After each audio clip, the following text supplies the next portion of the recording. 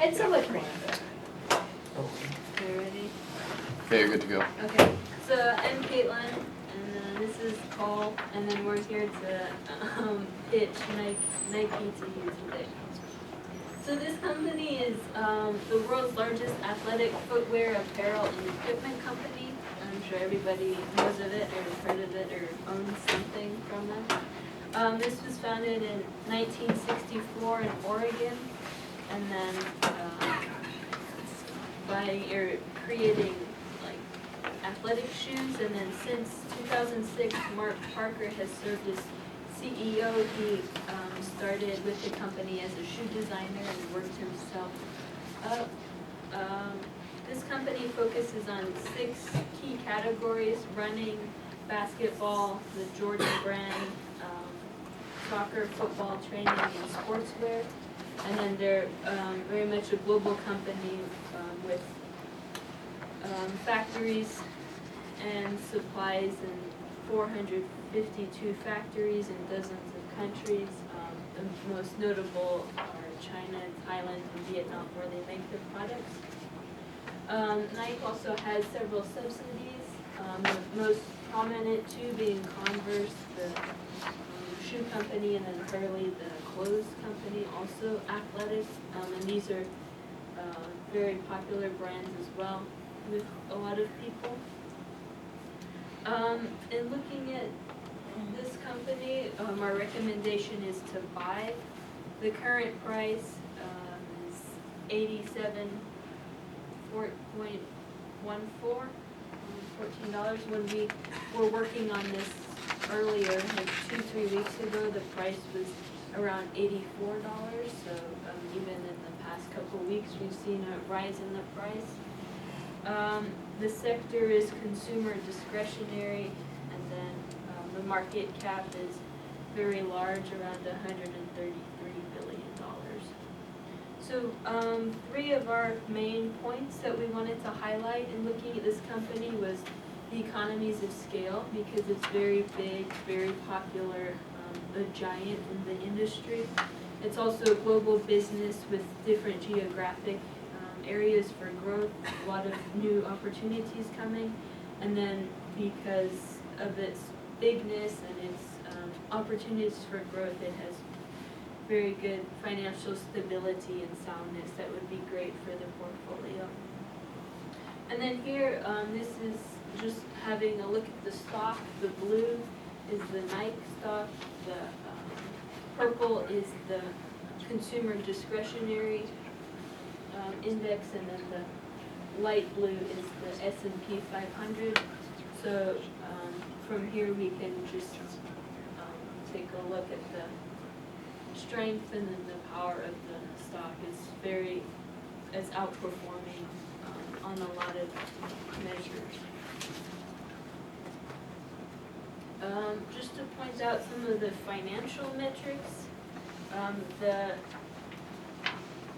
revenue and inventory turnover have experienced modest growth throughout the past couple of years. The big negatives in the financials are due to, in 2018, there was taxes that Nike brought a lot of money over from overseas, so they were taxed a lot. So this just reflects the large tax burden that they had for that 1 year, but that's only a 1 year. They're taking advantage of the one-time repatriation, Yeah. part of the 2017 tax. So maybe you want to look at some of these metrics using like operating profit instead, since it doesn't reflect tax burden, and that would give us a more accurate picture of their earnings pre-tax. Okay.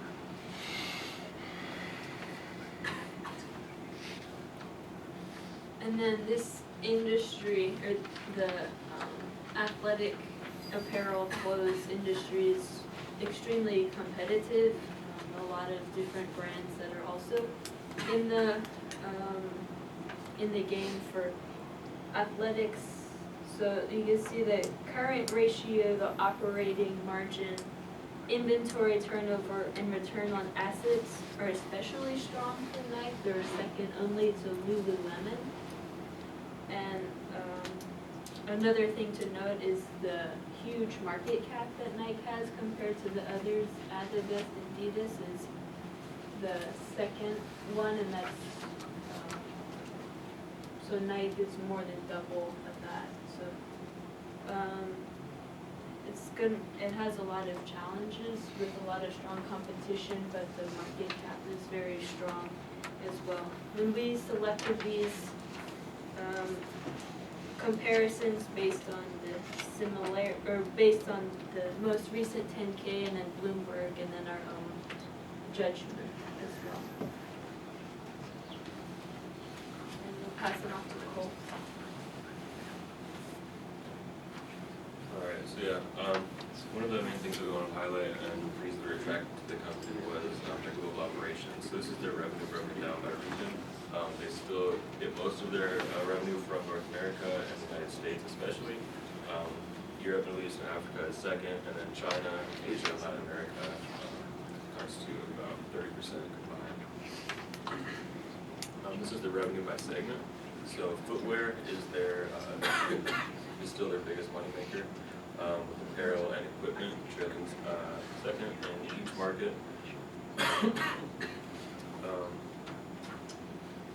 And one of the most impressive things was their Chinese revenue growth. So this is the past 6 years, they've experienced tremendous growth in the Chinese market. And one of the reasons that we're excited about this is because in the Chinese market and other developing nations such as India, we're going to see continued middle class growth. And so one of the things that you see with that is not only an increase in discretionary income to spend on discretionary products like Nike sells, you also see an increased participation in sports and athletic and leisure activities, which contributes to increased sales. They also have basically monopoly on the market for league sponsorships. So through 2026, they're sponsoring the NBA for all their apparel, jerseys, and equipment, the NFL through 2028, and then the MLB through 2030. So they're going to have that locked up for a long time. That creates tremendous brand exposure for them as they're able to sell fan apparel and sponsor all the jerseys. So everybody sees that. And then they also have sponsorships with tons of leading athletes in pretty much every sport, as I'm sure most everybody is aware. So as I mentioned, growth in the Chinese market is one of their most important aspects for growth. They grew 21% in the fiscal year 2018. And then another significant part of their strategy is the expansion of their Nike Direct model. And so this includes both their digital app and then physical stores.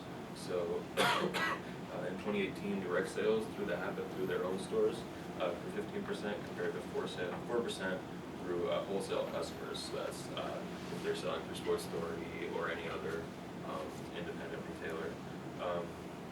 And one of the advantages of this is that it allows for quicker adaptation to consumer preferences as they're able to pull their own analytics from selling directly to customers through the app and through their own stores. And then finally, sorry for the coughing, they're focused on performance shoes and apparel and equipment, which generally provides more stability. There's a risk, which I'll talk about next, that is basically the fashion risk. So Adidas in the past few years has really gone into the consumer and leisure markets. So those markets are susceptible to the fashion risk if consumer preferences change.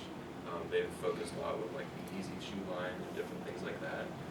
Whereas Nike is also competing in that area for sure, but they are the leader in equipment, and equipment demand doesn't fluctuate as much.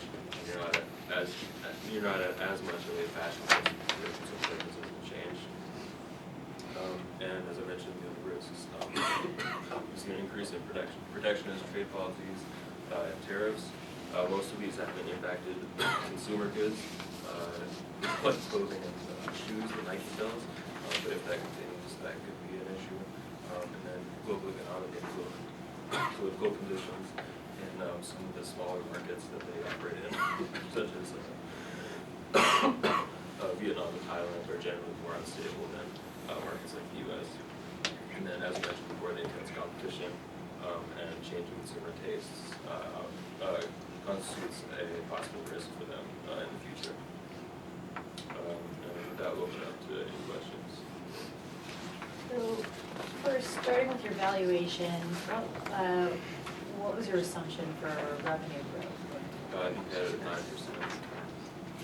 Okay. And is that based on a historical average, or? So the past 2 years have been 6%. We would expect it to continue to grow. They saw some slump in sales in around 2017, 2016 in the US, and that hurt their sales growth. So taking that 2-year average seemed a little bit like slumping it down, and then we expect growth overseas to continue. Okay, how quickly are the revenues growing in some of the major countries overseas? Like, should a chart. So with China grew China? 21% last year, fiscal year 2018. And then in 2019, they have kind of a weird fiscal year actually, so May 31st will be the end of their 2019 year.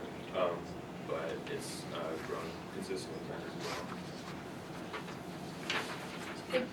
Give you complete data for their sales by sales channel, so like, dedicated Nike stores versus website versus other distributors?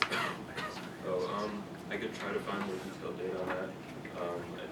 The only thing that I put in here was that the direct sales grew 15% last year, but I could try to find more specific data for that for sure. Yeah, that would be helpful, and also, just the number of stores they have and how they're growing their like, physical retail, brick and mortar retail presence. Are they concerned about copyright infringement in markets like China that are frequently known to kind of, in other words, they're knockoffs? Are they concerned about knockoffs? Did you see anything about that? Not in the news that I didn't see it. that they presented. I don't think it was in their 10K or anything. I could look more into that for sure. Okay. From my own experience, Like being in jerseys. the market, like knockoffs are like, it's an ongoing battle for like companies where a lot of the value is tied into the brand. Like, why would I pay $95 for a sweatshirt? Oh, it has that swoosh on it. There are a lot of knockoffs in some of those different markets, so I wonder if that might not, how that would impact our growth there. Okay, so they have this big bump up in debt in 2018, why? They're not, well, let's see, debt, they don't have a big jump in 2017, they have a big debt jump.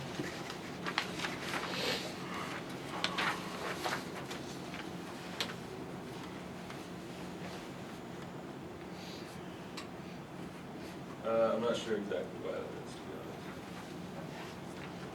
honest. Questions from the class? It's okay, we had GB. So at least on the kind of front page of your handout, you can see revenue's grown modestly, which for a company like this is good. Yet EPS has, between 2017 and the trailing 12 months, has been roughly flat. And their PE is increased a significant portion because, I mean, their EPS is flat, but their price goes up, which makes sense. So if they haven't made like any additional kind of EPS in the last, or between 2017, the trailing 12 months, why has their stock price gone up quite a bit? Or if there's like a reason for that, if they said, maybe it's because of like capital expenditures or something, or. Yeah, and to complete Peter's question, I think on the first page you guys made 2 mistakes, on the ROA for 2018 and on the EPS.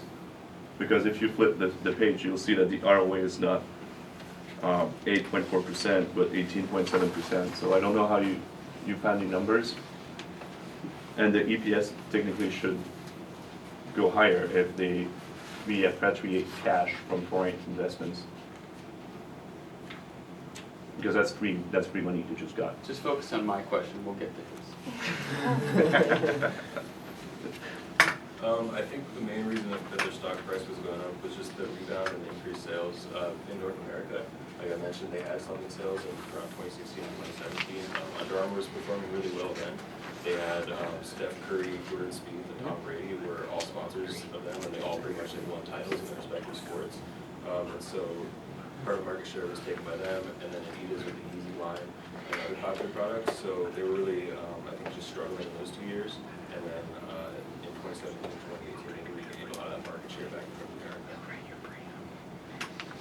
And then, for the ROA, yeah. I assume the- having this one. oh, So, Yeah, that would be big. Yeah, I think to the 8th.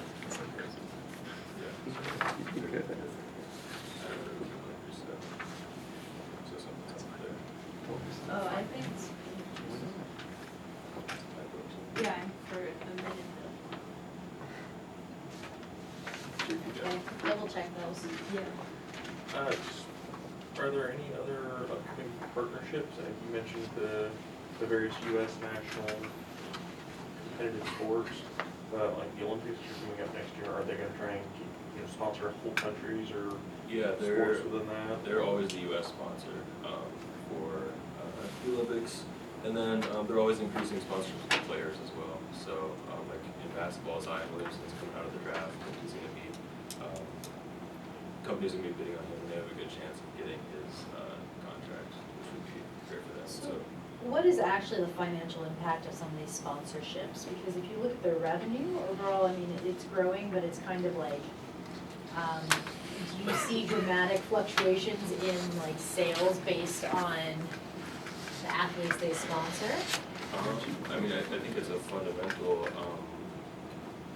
competitive advantage that Nike has, the sponsorships of the athletes. It creates huge exposure for them. And going back to their days, as a founding company, one of the first things that, brought them to the forefront was sponsorships like John McEnroe, tennis, and Michael Jordan. So, yeah, sponsorships I think are core to their business for sure. Yeah, Creating brand just to exposure. create the exposure. Yeah. So you guys say that sponsorships are a major part of like their advertising expenses. You've seen in the past that like athletes, specifically athletes sponsored by Nike, have had their various issues as like character flaw. So what impact does that have on the stock? And Nike also likes to make a lot of political statements through their sponsorships and through continuation of sponsorships despite certain behaviors. And I just like, what kind of risk does that pose to the stock? And then what is Nike doing about it? Okay. Yeah, so I think you're probably referencing, so Kaepernick and then. A little bit of that and then Tiger. Yeah, Tiger. That's Tiger's what- back. There's the big No, one. you're So- back. Tiger's back. Tiger's Doesn't back. matter. Just won the Masters, and I think his issues, they were 10 years ago, so I think that's not really an issue anymore. And then the political statements, I think that is something that you could consider a risk. That's something that, as the global leader of sporting equipment, it's something that they have the leverage to take that I think other companies such as Under Armour or smaller companies wouldn't really be able to take that risk.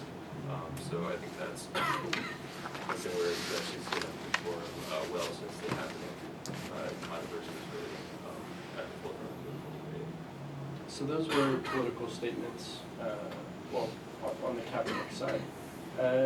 Tiger was a little, have they re-sponsored him since? Yeah.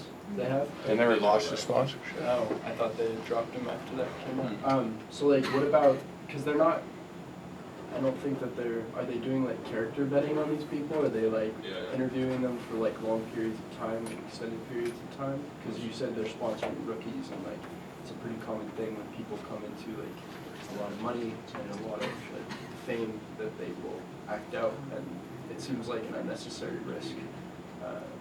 I mean, And what does that do to the stock price? I think it's just any inherent risk when you do business with anybody. If one of their athletes has a big scandal, it's not necessarily Nike's fault. So I don't think that the consumer backlash would be huge in that sense, and they haven't really had too many issues recently. Like I said, outside of Tiger, like in terms of personal conduct and things of that nature, they haven't really had any problems. So I think that's just a risk that's any company, every community, does athlete that has a problem too, Yeah. So it's pretty equal across the board. Do you know how much they're spending on all these sponsorships? It's pretty expensive. It's a significant aspect of their, I think they call it, demand expense or something, demand creation expense instead of marketing expense. And it is one of their, actually, we have it on here. They'll like see if how much. Return on? Yeah. I mean, it's pretty easy to make a return on metric if they actually categorize it as a demand expense and have it like as a separate line item. You can get, sales relative to how much they're spending, you can stagger it, maybe they spend it 1 year, sales next year, or something like that, if you think that the temporal delay makes sense. But it is something to look at. This is a company where like the vast majority, I assume, of the value they create is through brand. So I'd like to look at their cost of goods sold, right, or their like gross margin relative to their like operating margin, just maybe even like suss out some of the operating expenses, things like marketing, demand creation, whatever you wanna call it, and kind of look at how much they're spending on that, and like what kind of value you're getting.